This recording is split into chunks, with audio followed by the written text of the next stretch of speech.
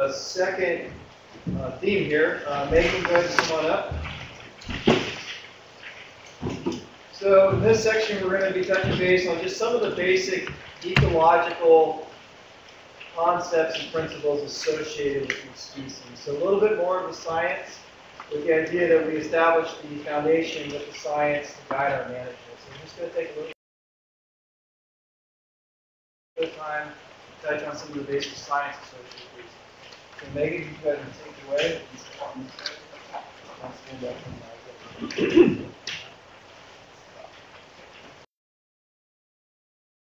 So can everybody hear me? I have a bit of a cold. Back? No, okay, thanks. So it says in your packet that I'm a postdoctoral researcher. I'm actually still working on that degree. I'm a PhD student at Dave as my advisor is here, and he will tell you that. I'm not done yet. But I will tell you what I have been working on. Hopefully this will lead us to some good discussion later in the day when some other folks can talk a little bit more about the applied stuff. But to get us going, I work on both Medusahead and Goatgrass. I'm really interested in patterns and patches of these species. I'm also really interested in what some people might call the table scale, small scale. I like to call it sort of on your hands and knees with your facing the grass scale. So other folks will probably talk about bigger scale stuff later. So I want to know what's going on in these dense stands of the grasses that we're talking about today. I want to know how those plants are interacting with each other and how they're interacting with other species that are out there. Are there patterns in physiology? Are they stressed out? Are they not stressed out? And what's their demography like? How many seeds are they producing in what areas? I'm also interested in how these questions are interacting with a couple of other things that happen a lot in our grasslands, including grazing and changes in climate. So those are sort of my main directions. Like I said, I'm interested in patches. So this is something that I've worked on, looking at how things are changing across just one stand of Medusahead. So right, like I said, this is like hands and knees ecology.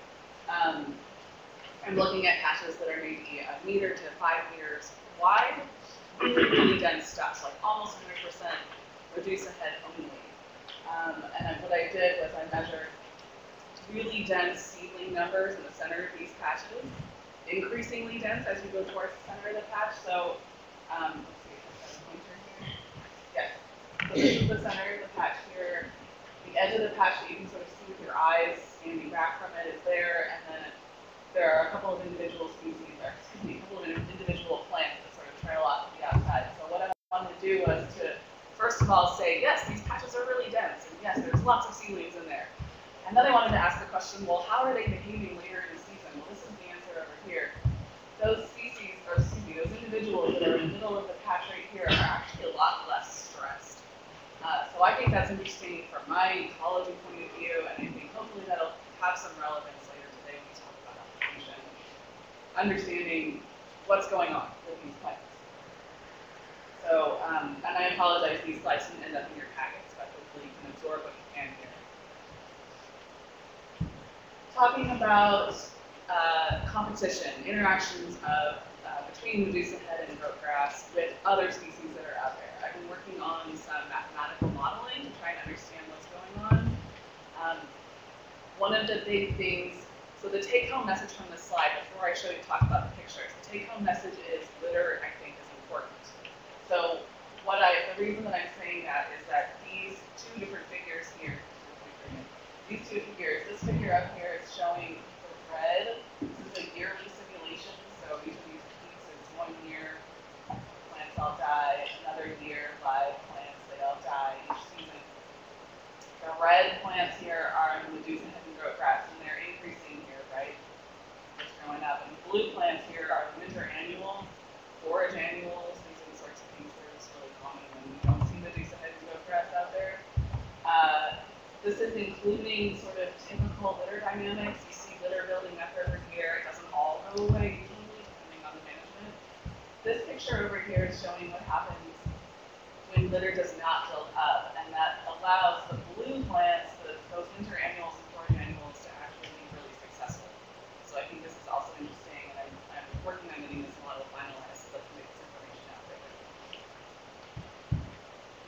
I'm also talking about, or I'm also thinking about how these patterns interact with grazing and clipping. I want to prepare you for this slide. It's a little bit confusing, but hopefully I can talk us through it. The idea here is that I'm trying to measure the change in patterns in response to clipping. So like I said, clipping, this is not actually grazing, and this is at the 1 meter scale, so this is the hands and knee scale again. But what I saw was that over here, my summary, when the cover is really high, so that's at this side, I'm sorry, my label has been cut off, but this is increasing cover of Medusahead over here. Spring grazing can lead to more clumping of the plants. So that would be, instead of just really spread out and dispersed into your grassland, they're actually quite clumped. So I think that's interesting because clumps are probably easier to treat, right? So in other words, when you pull grazing, this leads to less clumping or less stand formation. So I have a couple of examples here. Here's something where it's high lacunarity, which is what's up here on the scale. Low lacunarity, just difference in patterns. That's what I'm interested in looking at. Thanks. Thank you.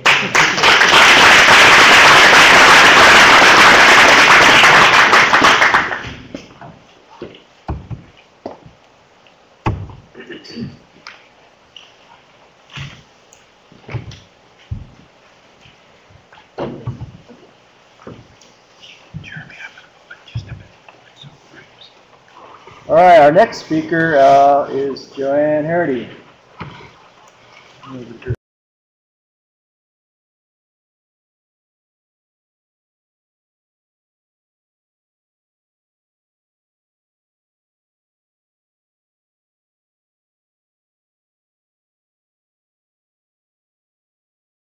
Okay, so I work in the urban land group at UC Davis, and this morning I'm going to talk about how one of our controlled research experiments asked the question of how climate, grazing, and nitrogen deposition can really act to reduce invasive grass cover while supporting communities of desirable grass. So as climate shifts to warmer conditions and we really see an increase in nitrogen deposition, various changes in precipitation events, and really we still know relatively little about how grazing impacts these plant communities. It really becomes important to understand how these noxious weed communities respond to the environmental pressures while in sort of what series of the management decisions enact to reduce invasive grass cover in California grasslands.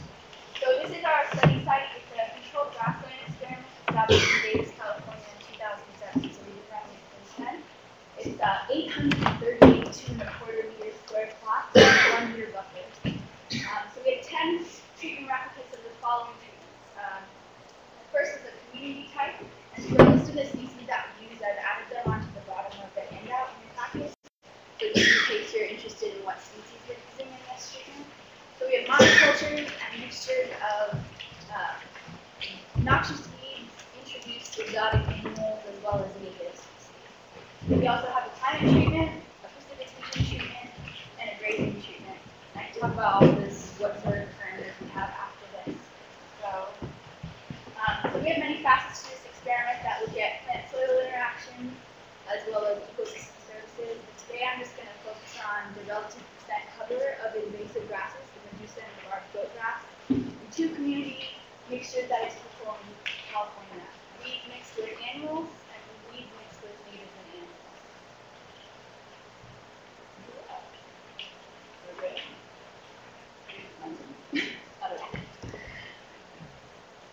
So let me break down this graph for you.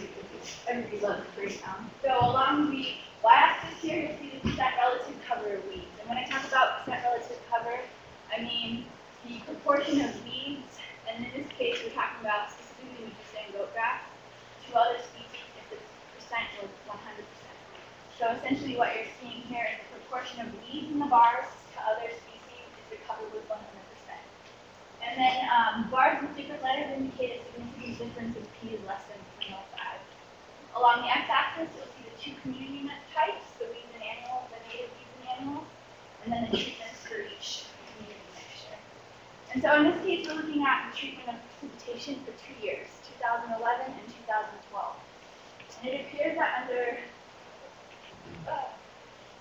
under relatively dry conditions, invasive grass cover was reduced. And the most significant factors influencing its reduction were the composition, precipitation treatment, and time. And then when we looked at clipping, over 5 years, it appears that that fall clipping actually increases the cover of Medusa and Goatgrass, and that spring clipping actually significantly reduces the invasive grass cover in these two community mixtures. So grazing at the appropriate time point throughout the year does have the ability to control for invasive grasses. And then, although it appears that it looks like this nitrogen deposition treatment is driving invasive cover, there was actually no significant difference in this nitrogen deposition treatment in either the increase or decrease in invasive grass cover over these two community mixtures. So the most important take-homes from this is that dry conditions really support low percentage of invasive grasses in these two community mixtures, and that spring grazing is really the key. Fall grazing increases the invasive grass cover over time. And as far as our research can tell right now, there is no significant difference in nitrogen deposition on the increase or decrease in invasive grass cover. So some of the things that we have in the works are a lot more modeling of this system. We're looking at the various treatments and the species mixtures and trying to understand the very complex interactions between these treatments. And then we're starting to see some data from our ecosystem services analyses that says, starting to show that controlling for invasive grasses has trade-offs. So while it does decrease spring forage availability and soil nitrogen availability in some community mixtures, it does increase water holding capacity and decreases soil compaction in other community mixtures. And also, we're starting to see that community mixtures with natives do have the ability to suppress invaders over time. Short and sweet, and now I'm looking forward to talking about our research.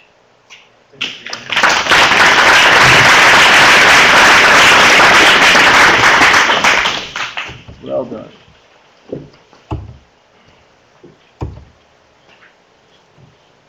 Okay, Emily's our next.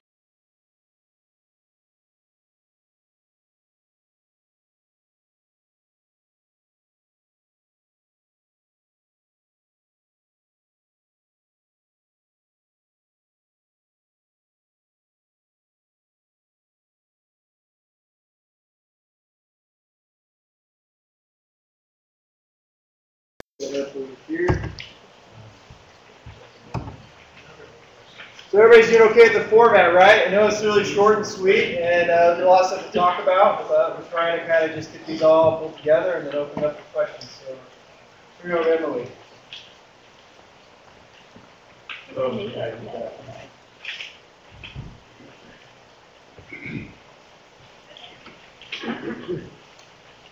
name is Emily Farr. I'm a postdoc at Berkeley with PhD student, and my main research is on Medusahead risk assessment in California. So one of the major goals of invasive species research is to be able to predict where an invader is going to invade next.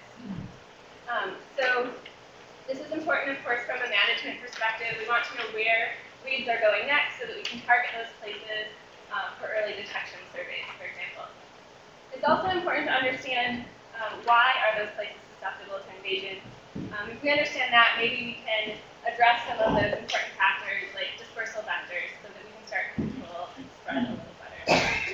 So it's often said that prevention is the most cost-effective method of invasive species control. And so the premise underlying my research is that we, as of yet, don't really have good risk assessment methods to be able to predict where weeds are going, to be able to detect them, and prevent these large-scale infestations that are so costly. So in starting to think about how do we better make models for invasion risk assessment, I think we need to focus on the initial stages of invasion. We need to understand the dispersal of the invader, so what vectors disperse it, what corridors do they use, and we need to understand establishments, what site conditions facilitate invasion. And so I've been thinking about this in terms of Medusahead in California.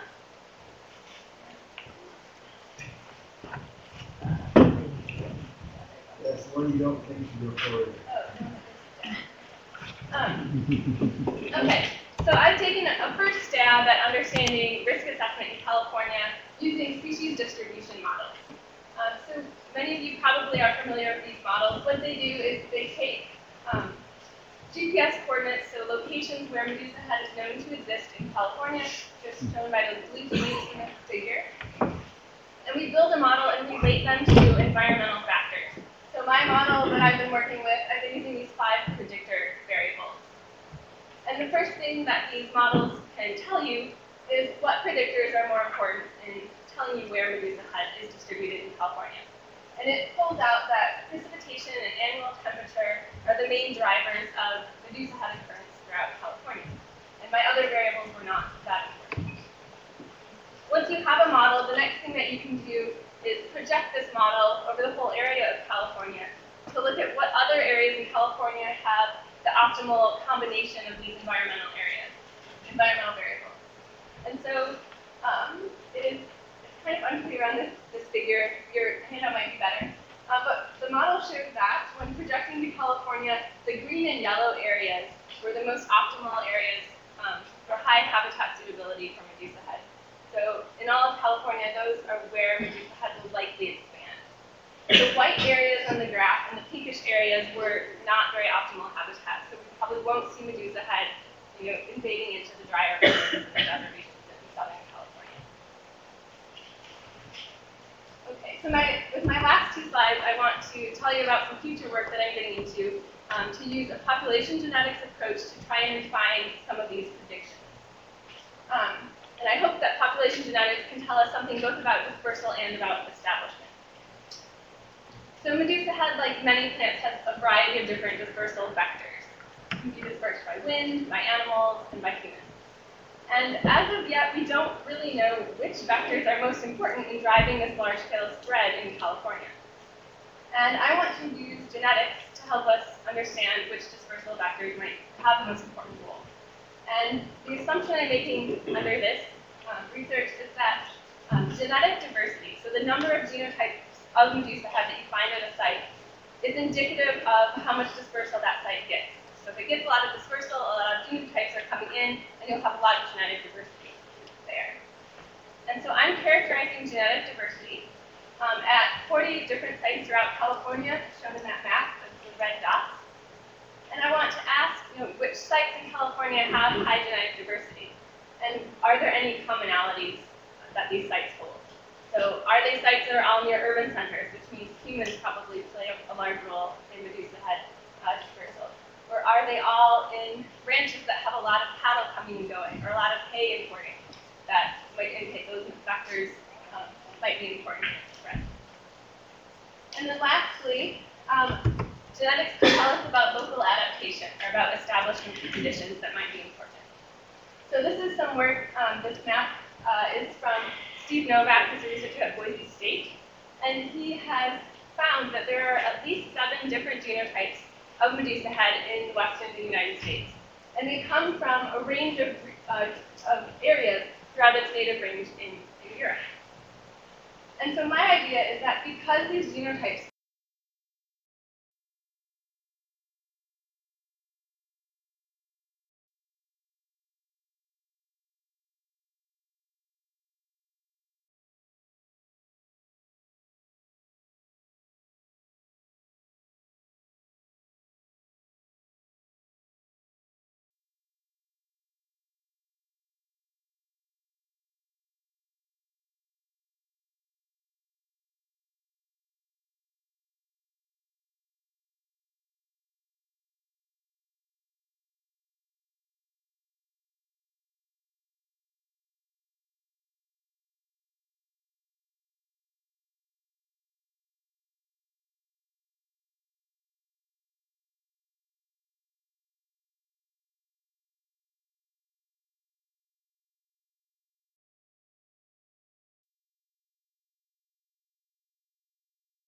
that genotypes just aren't in the surrounding environment.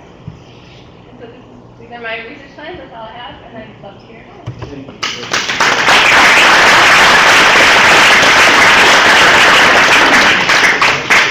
Okay, I have one more talk for this segment here, and then we'll open it up.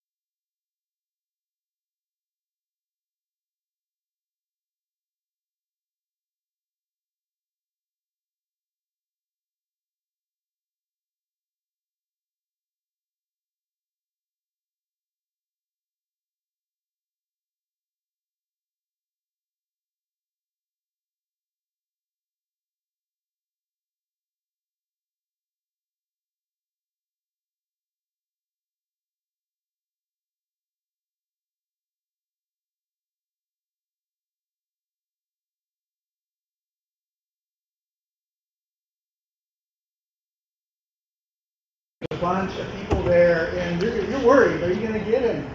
You want to get that celery, even though you may not really like celery. You want to get something in your gut in a hurry, because if you don't, you're going to miss out. Those other people are going to get it. So that's our perspective when we think about food in front of us and the situation and the constraints that we have, some of the limitations that we have in front of us when we are going to eat. So I don't think we're really going to have all that stuff. Well, just the platter. So what's this situation from a cow's perspective? Is this the buffet, or is this the party, the 50 people party with a tray of veggies? That's the buffet. Life is a smorgasbord. I can't remember who did it, but yeah, this is they can choose what they want, and there's a lot of good stuff there for them to choose. Compare that to this. This is a bit of an extreme example, but look what they're doing. Their heads are down. This is the party with the one lonely tray, vegetable tray. They're trying to get what they can before their neighbors get it. So, quick little rundown of targeted grazing. There's some things that we can control to manipulate this kind of behavior in cattle. So the type of animal, sometimes we don't have much of a choice because the animal is the animal that we have. But you can use sheep, you can use goats, you can use cattle. The timing of grazing, we've talked a bit about that in some of the presentations. And for Medusahead and Goatgrass, the timing for effective grazing is going to be in the late spring time frame, right when it's about in the boot stage before the seed head emerges. And so the timing is really critical. And you got to have livestock. If you want to use grazing, you have to have livestock on the range at that time. We can certainly manipulate the density, and there are a variety of ways that we can do that. And I think this afternoon we're going to talk about that. It'd be good to get some ideas from you. Fencing is a common one. Sometimes we don't have enough resources for fencing. Attractants is another strategy.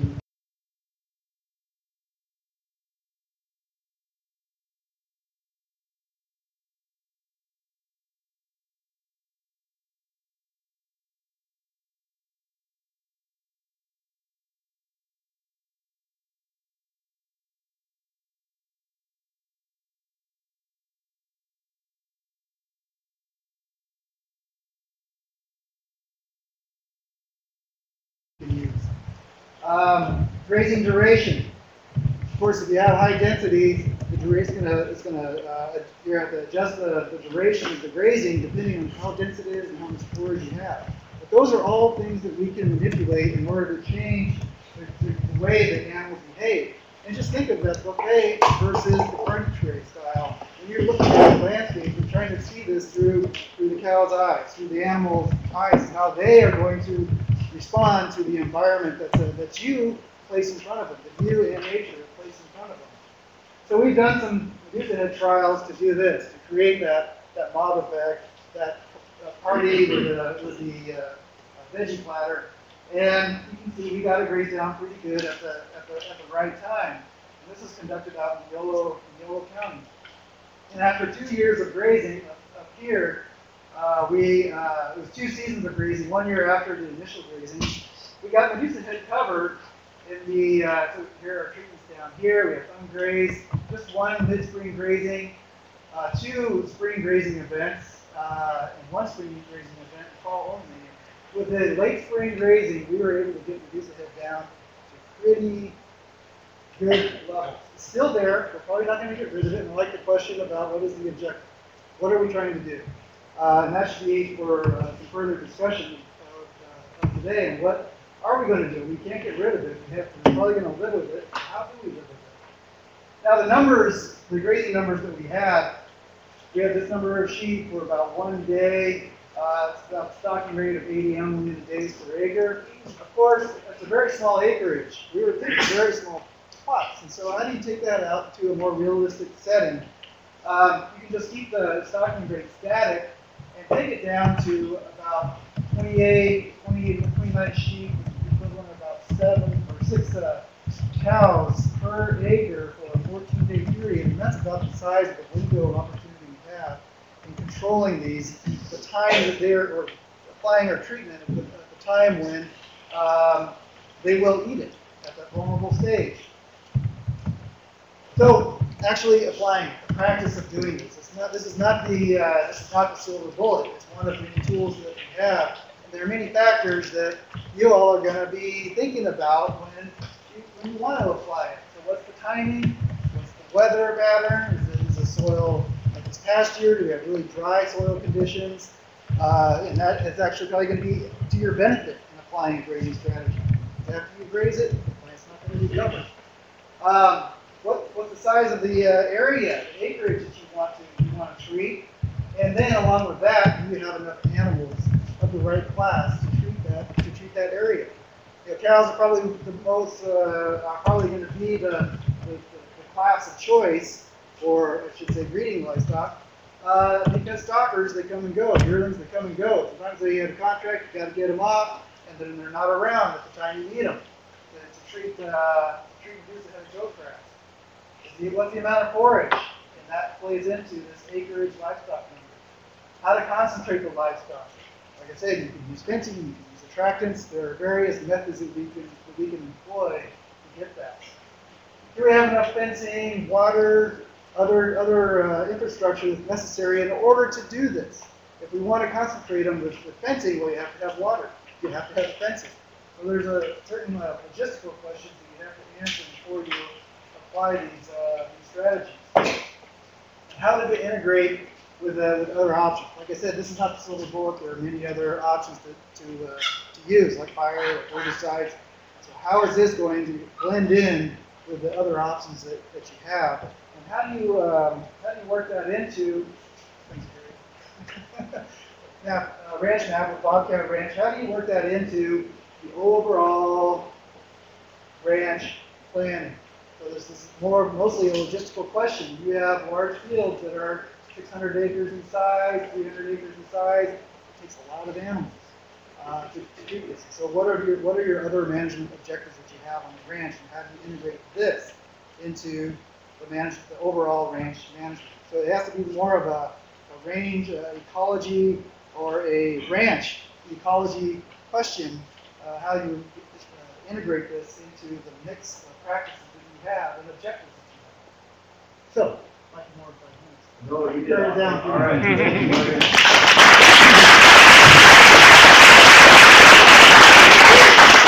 Well, we just went through a good amount of material. Let's just go ahead and jump in where Morgan left us off. Maybe some questions or thoughts about the science behind using grazing animals to control these weeds.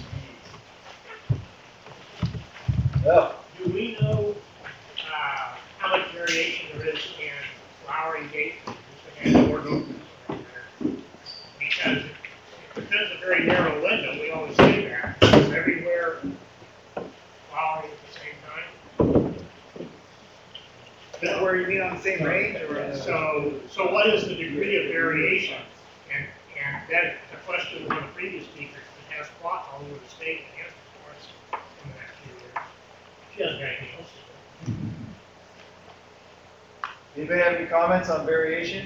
Questions? Emilio Laca has data on that. Yes. Yeah. This is you. Is he discussing that this afternoon? Yeah, he'll be here this afternoon. Is he going to discuss that part of the doing? I think he may, so we can revisit that point. Okay, anything else about using but question back there? I just have a quick one. You mentioned that there's roughly a 14-day window that cattle or livestock will graze Medusahead. When is that? Well, it depends on where you're located. But so in this area, I imagine it's late April, early May, right around that time frame. So usually it goes into that flowering, when they start to flower. So oftentimes you see a few Medusahead plants start to come up in late spring and start to produce seed heads. And maybe about a week after that is when you start seeing a lot more coming in.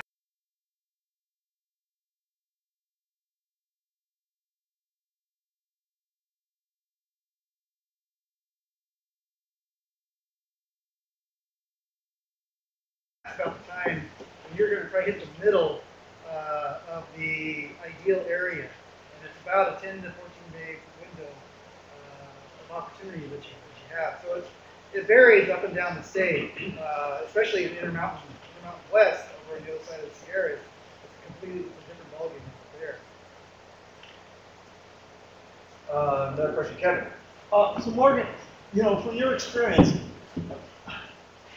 can you sort of focus in, is it a sort of a patch strategy? You go in and nail that one big patch of Medusahead or Goatgrass. Do you think that's the way to go? Because, the theory would say, oh, you should get all these little satellites out there, but I don't think that they're already here. So I'm just wondering if you think it's practical to actually go out there and just, with fencing, whatever, go in and nail the big patches and work that way. You can't do it every year, but, Right.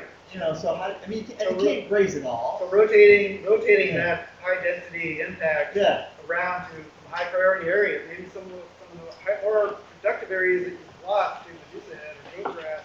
You know it's going to come back, but you want to gain some productivity for the after the treatment. So that might be one prioritization you can use. Okay, so just to clarify, it may not just be that they're really dense, but you've lost a lot there. They may not be the densest patch, Medusahead, but you've lost a lot of productivity, so you want to get that back. And if you're just seeing it appear in certain parts of the ranch or on your ranch, those are the areas that target with a fencing or some other strategy. Justin.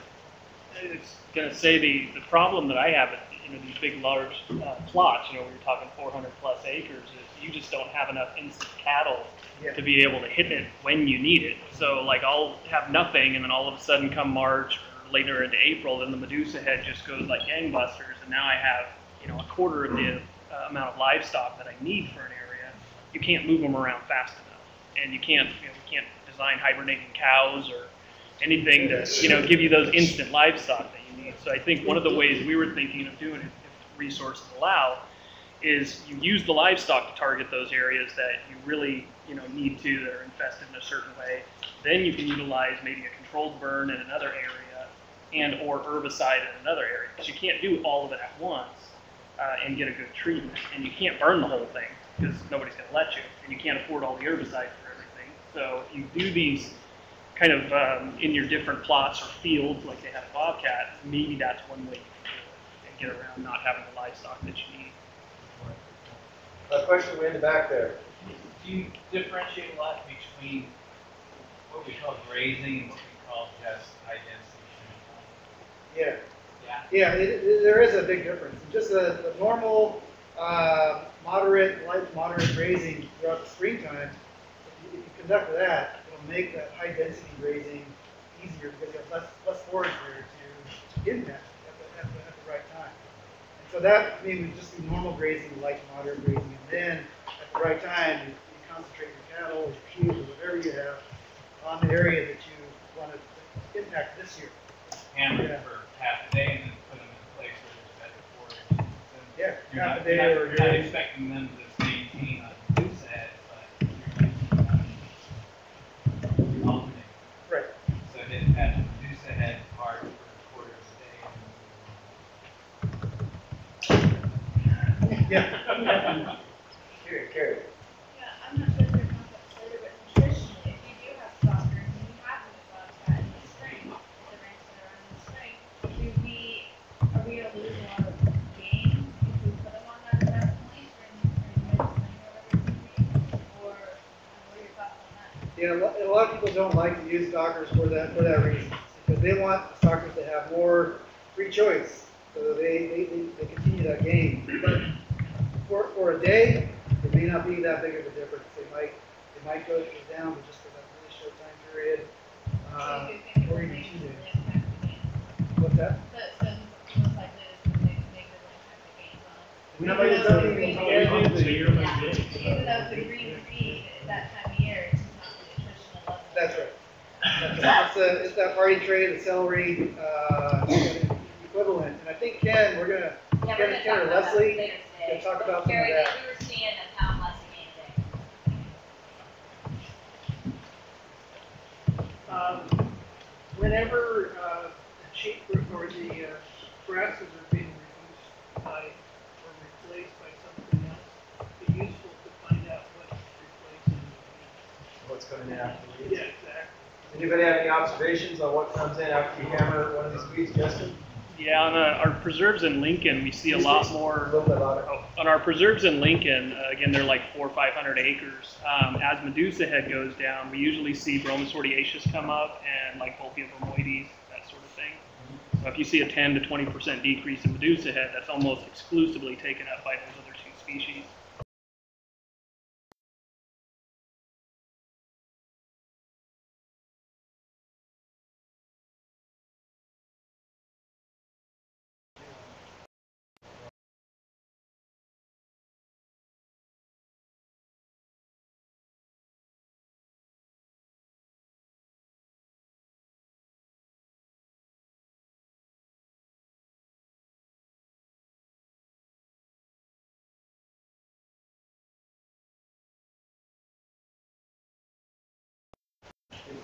These two sections we've had have been on background and also invasive ecology. And just want to point out that we've got two species here that have some similarities. So they're both late, they both have recalcitrant litter, they're both unpalatable in maturity. But goatgrass and Medusahead are not the same plant. They have some important differences that we need to remember. Probably the most important differences are that goatgrass has a very different dispersal pattern, has a few seeds that are typically dispersed as in pairs. They're very large seeds, so the dispersal system is completely different. The probable impact of things like seed predators are different. Also, goatgrass can grow on serpentine. So we've been sort of conflating these two species and saying, emphasizing their similarities, but they're very different.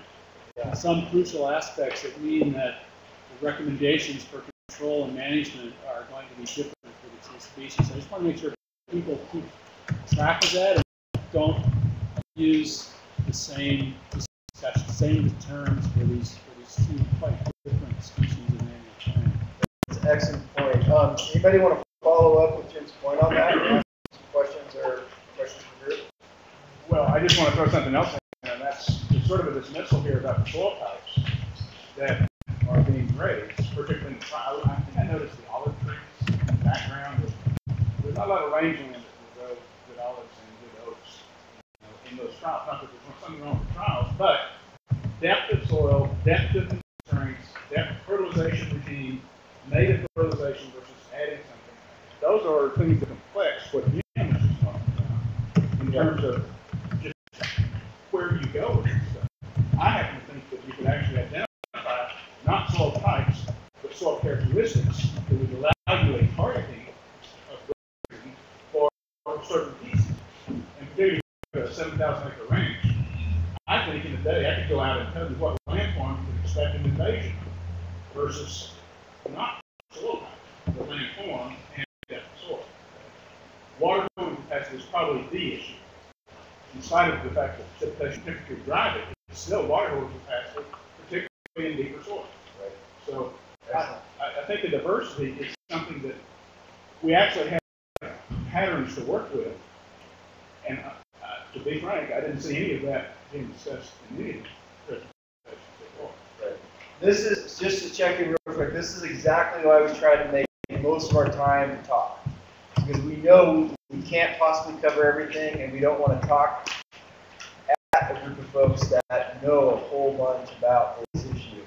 We're trying to do this exactly as you guys are doing, and this is awesome. So we got a few more minutes left. We talked about these species being importantly different in some critical ways, and also that the responses are going to be really dependent on ecological sites and specific characteristics. Does anybody else want to add to that? Just a quick response. In terms of both of these grasses, they're sort of unusual and they have a pretty good dormancy mechanism. But some of the earlier stuff, I was working on, and Barb, Jack Major, they would look at Medusahead. And so this is a grass that's fairly atypical that has a pretty well-developed dormancy mechanism, and also, I think as Jamie pointed out, goatgrass, same thing. It has a really interesting sort of nerve interest, but a very effective dormancy mechanism. There's a large seed, and for it will be going this year, and it suppresses the small seed. And so then if you burn it, and Joe, you know all about this, if you're going to burn it at least twice to have it effective. So these are grasses that have a lot of tricks in the trade, but one of the things is the seed dormancy characteristic. And that, in Medusahead of these, you know that's variable. There's genetic variation in that dormancy depending on where it is. So that's something that you keep in mind. See, I have a soft heart for both of them, and some of the evolutionary aspects of it. I know, goatgrass is like a nasty thing. It goes into serpentine, you know, and blah blah blah blah blah. But you know, but there are some characteristics that haven't been talked about that are really important, especially I think in terms of the seed-growing species. Anybody want to follow with Kevin's point or expand on it? Just a quick note: we are seeing we have a population of Medusahead we're treating on serpentine. Edgewood, so Medusahead is starting to invade. Where is that? You guys are treating? Edgewood Natural Preserve. So you said Medusahead's doing that? Wait, so you said Medusahead, not goatgrass? Both. We definitely have goatgrass heavily invaded areas in Santa Clara County and Serpentine County Ridge, but we also have areas where we're treating Medusahead. So in terms of that.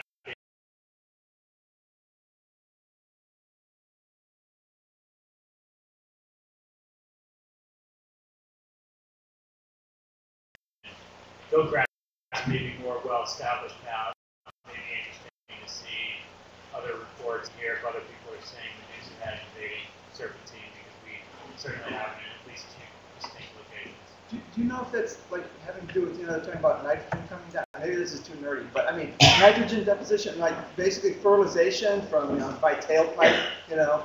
We are in a high nitrogen deposition zone. Tigrate is getting about 10 kilograms per hectare. Edgewood is right off the highway, so we're getting upwards of 15 right on 280, and it decreases pretty quickly as you move distance-wise from the highway. But there is certainly that aspect. We think nitrogen deposition is playing a big role in establishment.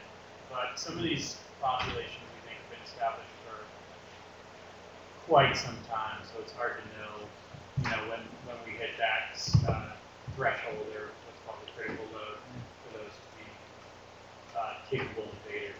But we are just wanted to update that we are seeing both on So you call it capable? What's the term? My brother Barry, he used to call it the oh shit stage. That's a much better term. Yeah.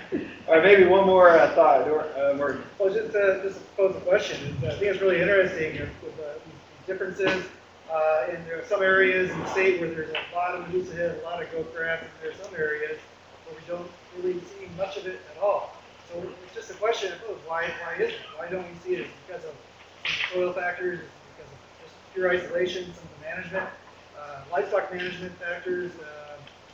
Just a question to throw out there and maybe chew on over the day. Great. Good. Just real quick, I think it's interesting that the timing and methods of all these, it's so crucial to the control of these invasive species. The same can be said for the success of restoration. And we need to learn more about the specific methods of using native perennial species in order to break the cycle of this invasion. Because it's one thing to eradicate in the short term, looking towards the long term, that's where we really need to start. Great point. Okay, we're just going to table this part right now and talk about the next step here. And I really am excited to see how you guys have taken off the idea that this is